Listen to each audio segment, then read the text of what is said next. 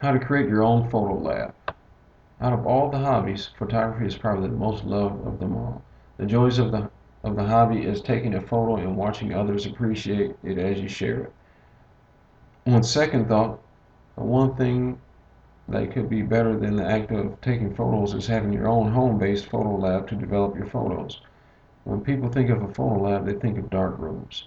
A dark room is a room that is designed to be dark. The purpose of the dark room is to develop photos using materials that are very sensitive to light. The first darkroom was used around the 19th century. Due in part to digital photography, the use or need for darkrooms has declined considerably. A lot of the pro photographers no longer use them, but many that love this art as a hobby welcome the use of darkrooms as an added bonus and fun. Developing their own photos gives the hobbyist a sense of fulfillment from knowing they developed and printed pictures themselves. Below are a few tips to consider when building your own darkroom.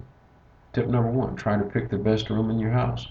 Try to pick a room that does not have any windows. Maybe a spare bathroom or bedroom would be the best place for your darkroom. Tip number two, be sure you have a good ventilation in the darkroom. This will be your workspace, so make sure it is comfortable for working. Tip number three, be sure you cover any area of the room in which light can shine through. Tip number four, go to your local camera supply store and purchase the needed supplies for your darkroom.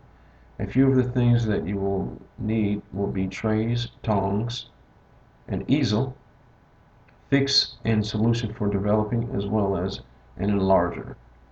If you want to save money, go to Amazon.com to buy your items.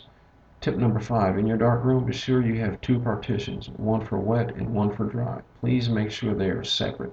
This will help prevent you from making damaging mistakes to your photos. Tip number six, as far as the trays are concerned, use one for each solution that you've purchased. The six tips are the basics of what you need to build your very own photo lab. If you follow my tips, you'll be well on your way to having fun developing your own photos.